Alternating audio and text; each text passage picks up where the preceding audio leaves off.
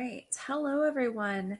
This is my case study for Module 9. My name is Isabella Nickel. Okay, so what happened? First of all, a student asked another student to hold on to brass knuckles, a weapon that goes against school policy.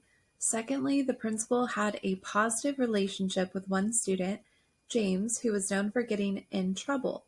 The student who held the brass knuckles, David, did not have a significant relationship with the principal, but was known for being an excellent and involved student. It was expressed that James made David hold on to the brass knuckles. Both boys were taken in handcuffs and were required to be expelled for 45 days, as well as completing the disciplinary alternative education program. The principal felt as if this was not fair to David and was refusing to complete the expulsion papers for David, but expelled James. He felt as if David did not deserve the punishment. So harm, legal, ethical issues. Legally, the principal is required to provide expulsion paperwork for both students per the zero tolerance policy on weapons. The issue at hand is that a student was in possession of a weapon on school property, but was harassed and intimidated by another student to do so. The gray area overlaps because of the reason why the student David had the weapon and how he was intimidated by James to take the weapon in the first place. So my synthesis sentence is, a student, David, was found with a prohibited weapon that was given to him by another student through intimidation, James, and the principal expelled James but not David. So James is a 15-year-old heavily tattooed student from the south side of town who is known for previously getting into trouble but is improving his academics and behavior. He is the leader of students on the south side. Richard Inman is the principal at Rocket Junior High. He grew up on the south side and is trying to reach students from the south side. He has a positive relationship with James. David is an honor student who is known for being a standout trombonist and scholar who is caught with the prohibited weapon given to him by James. The officer was presented during the conversation with James, David, and Mr. Inman. David's mother, she is angry and frustrated as to why her son is in trouble when the weapon belonged to another student. James's mother, she responded to the situation by stating that she hopes he learns his lesson through this situation.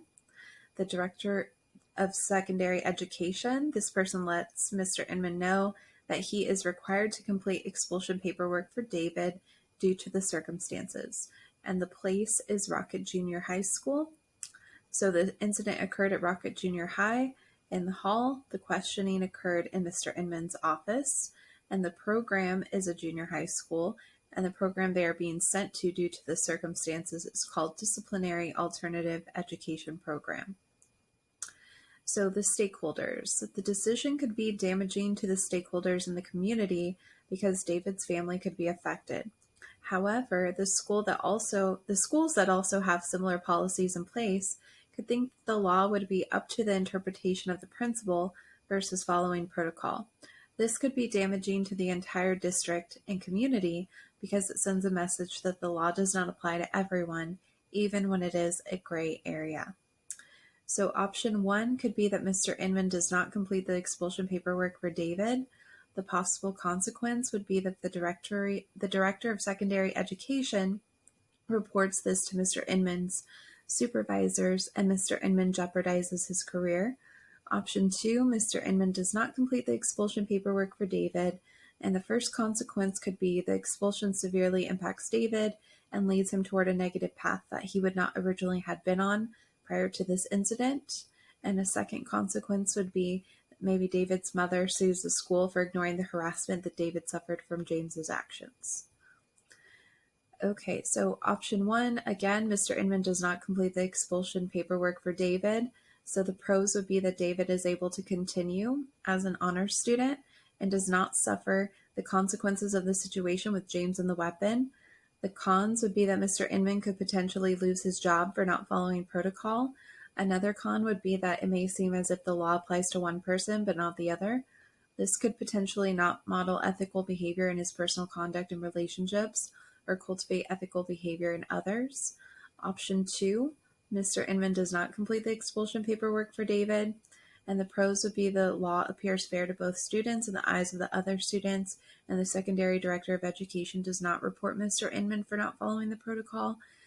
And the cons would be that David will suffer, and David's mother might sue or take legal action because of the harassment, bullying her son endured during the incident.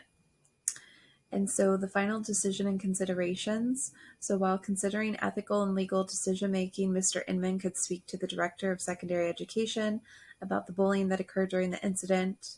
And then Mr. Inman could utilize the officer David and James as a witness to James's confession on how he threatened to beat up David if he did not hold the brass knuckles for him throughout the school day. The policy on bullying and harassment may override the need to expel David. This would demonstrate the capacity to evaluate the ethical dimensions of issues, analyze decisions in terms of established ethical frameworks, or communicate about and advocate for ethical and legal decisions.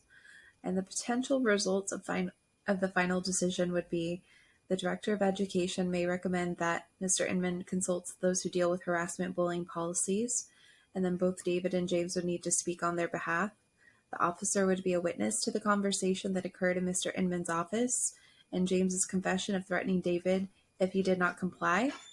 If I were Mr. Inman, this is how I would use my understanding and capacity to undertake and implement this work within a school setting. If this decision did not work, then more than likely Mr. Inman will have to complete the paperwork for David to keep his job because of the zero tolerance policy that exists for weapons and violence. So the questions to consider: question 1, what steps should be taken to ensure that others are acting ethically? And my answer is the steps that should be taken to ensure that others are acting ethically are to model the behavior that is expected. People tend to mirror what they see a leader doing versus what the leader says. And question 2, what do you do when you recognize when ethics have been breached, and what appropriate actions do you take? And my answer is, when I recognize that ethics have been breached, the appropriate actions to take is to look at all aspects of the situation and consider the legal, ethical, and moral obligations I have as a leader to make the best decision. And question 3, how do you hold yourself and others accountable for ethical behavior? And my answer is, I hold myself accountable and others accountable for ethical behavior by modeling what I expect from others. For example, if I tell students not to get on their cell phones in class, I also do not get on my cell phone during class. And then question 4, how do you address unethical behavior as it may adversely affect students and adults?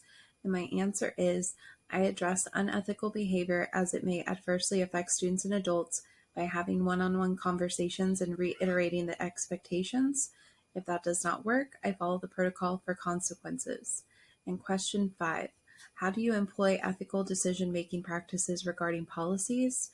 And my answer is, I employ ethical decision-making practices regarding policies by following the policy and legal obligations, while also weighing in the context and circumstances at hand.